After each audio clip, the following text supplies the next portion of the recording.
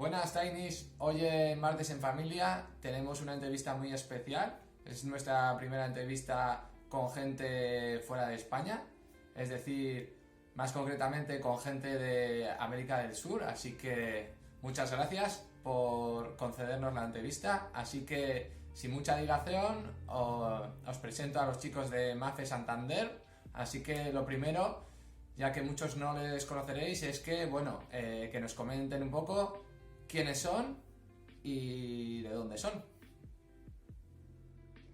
La idea surgió hace 2 años por la necesidad de querer informarme a través de las redes sociales de los juegos de mesa. Yo venía jugando hace mucho tiempo atrás, sin embargo no uso mucho las redes sociales, no tenía Facebook, Instagram, en fin, veía algunos canales de YouTube solamente, pero me di cuenta que a través de Instagram había mucha información a la que yo no estaba llegando por no tener una cuenta, y por eso decidí abrirla.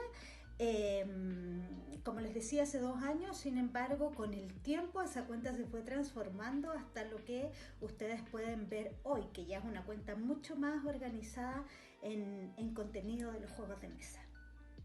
Bueno, ya que nos conocemos un poco más, nos gustaría que nos hablarais un poco de dónde surgió la división de vuestro perfil de Instagram. Es decir, nos hemos fijado en que vosotros tenéis una división de los juegos de mesa, en juegos de mesa que hay que conocer, en juegos de mesa que hay que retomar, en juegos de mesa que hay que despedir y en juegos de mesa que hay que integrar. Entonces, para todos aquellos que no conocen vuestro perfil de Instagram, que les expliquéis un poquillo en qué consiste esto. Esas son valoraciones, es un juego dentro de la cuenta, en el fondo, que es para poder darle como les decía, valor a los juegos según nuestra experiencia. Entonces, aquellos juegos que nosotros decimos que vamos a despedir son juegos que probablemente no nos gustaron mucho y que no vamos a volver a jugar. Los juegos que vamos a retomar son aquellos que no nos convencieron del todo, pero sin embargo creemos que hay que darle otra oportunidad. Los juegos que hay que conocer son aquellos que sí o sí tú tienes que darle partidas en tu vida porque son juegos que nos han gustado mucho. Y los juegos que hay que integrar son aquellos títulos que tienes que tener en tu ludoteca. Entonces, con esta valoración, nosotros hacemos la opinión de los juegos semana a semana. Dada ya la explicación, que nos recomendéis algún juego que debamos conocer sí o sí. En las historias destacadas de la cuenta, yo voy dejando aquellas valoraciones de todas las semanas, agrupándolas en estas 4 clasificaciones en el fondo. Entonces, de esas que están ahí, elegí para poder conocer este juego que es Aventureros al Tren, la vuelta al mundo. La colección de aventureros es una que a mí me gusta muchísimo. Creo que a este juego hay que darle partidas suficientes, sin embargo no es necesario agregarlo a tu ludoteca personal, como sí creo que debería ser con el Aventureros al Tren o el Aventureros al Tren en Europa. Por eso este es un súper recomendado para poder conocer y darle hartas partidas en tu vida. Siguiendo con la clasificación, que nos recomendéis algún juego que deberíamos retomar, ¿no? Algún juego que penséis que hemos podido jugar y que deberíamos retomar. Por ejemplo, no sé, típico Catán, típico Carcassonne. Comentarnos un poco un juego que para vosotros deberíamos retomar si lo hemos jugado. Petrichor es un juego que hay que retomar porque es un euro de mayorías y de gestión de manos que va de 1 a 4 jugadores. Nosotros lo hemos jugado solo a 2 y no fue tan grandiosa la experiencia, pero creemos que por las características de su mecánica va a funcionar mejor a 4 jugadores. Por eso es un juego que no queremos descartar todavía ni despedir, porque creemos que hay que darle una segunda oportunidad a más jugadores. Ya siguiendo con la tercera clasificación que hacéis, ¿qué juegos de los últimos meses habéis despedido? Y con mucha pena, New York Zoo. Este es un juego que teníamos mucha expectativa de él, como el mundo de los juegos de mesa es básicamente un tema de gustos, no alcanzó las expectativas que nosotros teníamos. A mí particularmente me gustan muchísimo los juegos de puzzle, sin embargo este no me alcanzó a convencer del todo y por eso creo que no lo vamos a volver a jugar.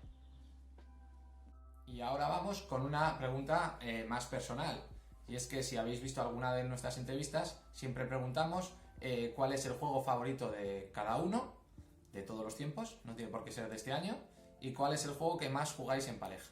Uy, es súper difícil esta pregunta porque a lo largo del tiempo nuestros favoritos van variando, pero si tuviéramos que elegir uno de todos los tiempos nos quedamos con Stone Age, tal vez por el cariño que le tenemos, por los recuerdos que nos trae, porque consideramos que a pesar del paso del tiempo sigue estando vigente y es un super euro para poder iniciarse en el mundo de los juegos de mesa.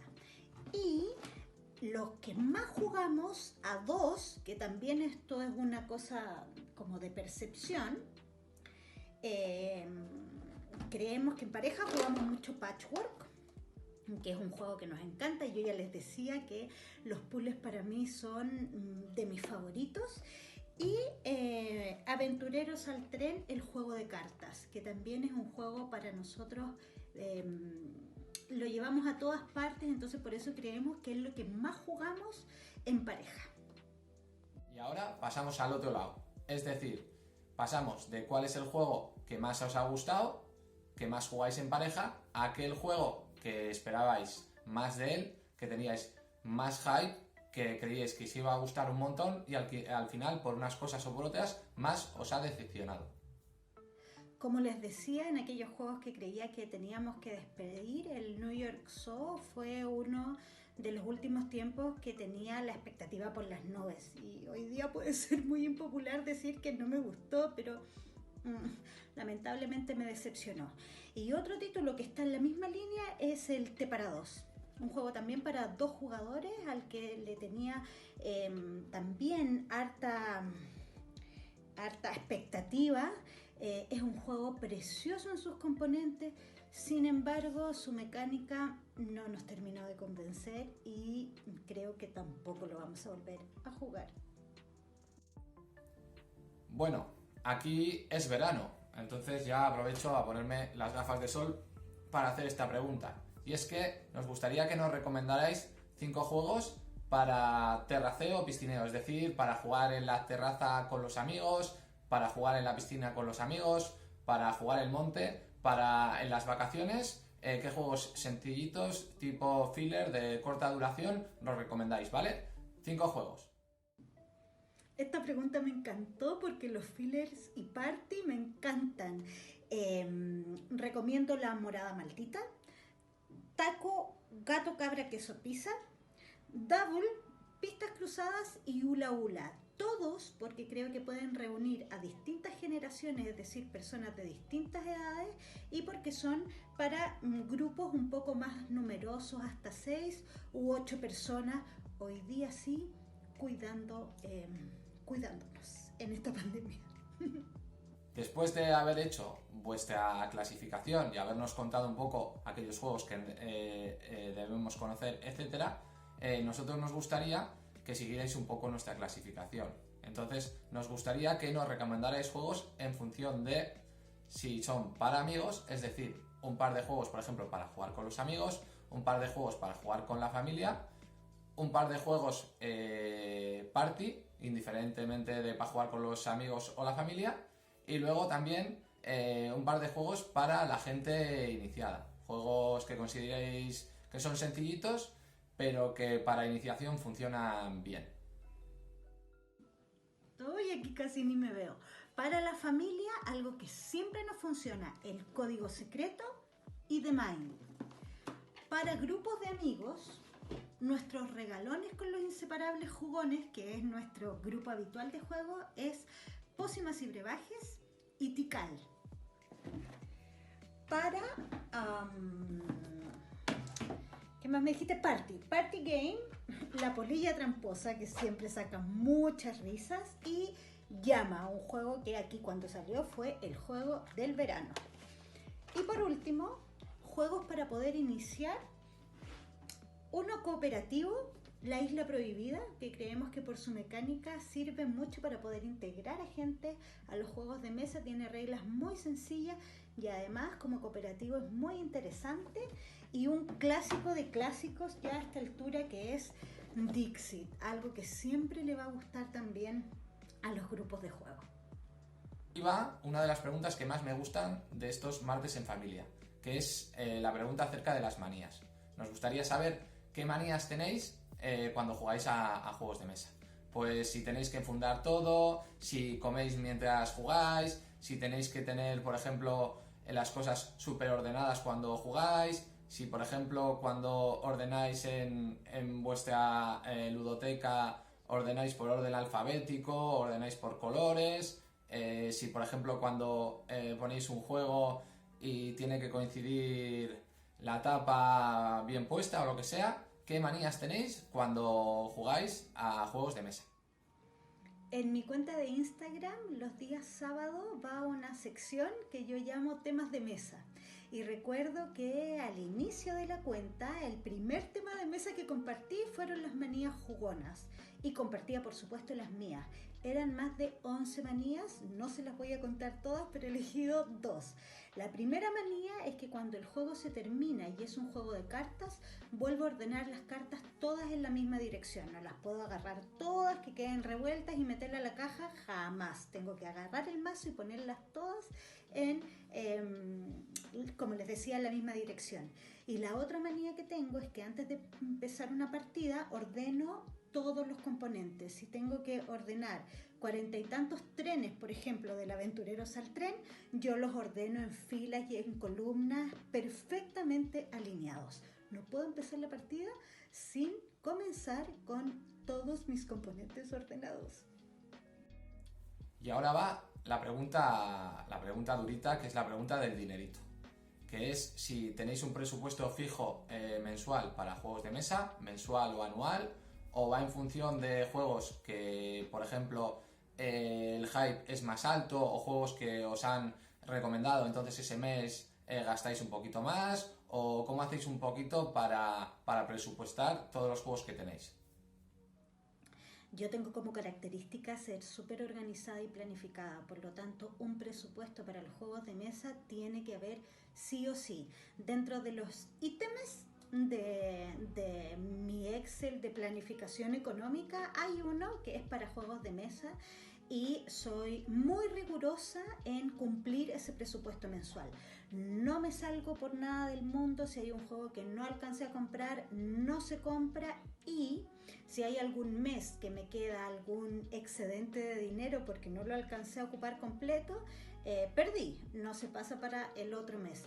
Así también cuidamos un poco la economía familiar y además no nos llenamos de tantos juegos que a veces por tiempo no alcanzamos a jugar. Hoy día tenemos en la ludoteca juegos que hemos adquirido hace algún tiempo ya y que aún no podemos probar. Entonces el presupuesto también ayuda a controlar un poquito esa situación. Y ya por último, aprovechando que sabemos, por ejemplo, que el mercado en Sudamérica funciona distinto que el mercado en España, es decir, que los juegos normalmente os llegan más tarde, nos gustaría que nos comentarais un poco qué juegos habéis notado, por ejemplo, que os llegan más tarde, o qué diferencia hay de precio, por ejemplo, entre los juegos que se editan en España y luego se venden estos mismos en Sudamérica, que nos contéis un poquito eso, la diferencia un poco del precio que veis entre España y Sudamérica y los plazos de tiempo, en plan, pues, que habéis visto, por ejemplo, yo sé que ahora estamos grabando esto a 14 de julio, ¿vale? Entonces yo sé que en Chile acaba de salir La Morada Maldita y La Morada Maldita ya lleva meses editada aquí. Entonces, este es un ejemplo de lo que tardan los juegos en ir desde España hasta Chile. Entonces, si nos podíais hablar de algún ejemplo más que notéis que influye un poquito, ¿no? Pues este juego que se editó en España que estábamos esperando aquí, pues tardó un montón de tiempo o ni siquiera ha llegado, o en donde vivimos nosotros el incremento del precio es muy alto. Comentarnos un poquito acerca de eso. Yo creo que con el paso del tiempo, esta espera reduciéndose cada vez más, de 4 meses a 2 meses, y a veces es casi inmediata la llegada. Esto también creo que pasa porque nosotros no somos tan ansiosos en la llegada de los juegos. Entonces, cuando vemos que hay una publicación en España que nosotros queremos, 4 meses se nos hacen muy poco y esperamos lo que tengamos que esperar. Como ejemplo de esto recuerdo Everdell, por ejemplo, que lo tuvimos que comprar en España. Sagrada, que también lo tuvimos que comprar en España. Sagrada demoró harto más tiempo, recuerdo. También la expansión del Diceforge, esa la esperamos y la compramos acá, pero tardó como 4 meses en llegar.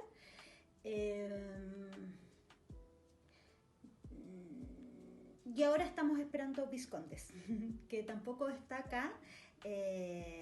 Y lo que sí quiero recalcar es que nosotros no compramos directamente, solo lo hacemos cuando tenemos algún amigo o familiar que viaja y le aprovechamos de pedir el juego para que lo traiga. De otro modo, no los traeríamos porque aquí también hay suficiente diversidad como para poder entretenernos y divertirnos y ser pacientes a que lleguen cuando tengan que llegar. Nada, y por último, agradeceros el tiempo que nos habéis dedicado para hacer esta entrevista y a todos los demás que nos ven, muchísimas gracias por vernos, muchísimas gracias por darnos vuestro apoyo, darle like, comentar lo que queráis y nada, si os ha gustado la entrevista, por favor, hacérselo saber a Mafe Santander y seguirle en su cuenta de Instagram. Un saludo y nada, agur Tainis.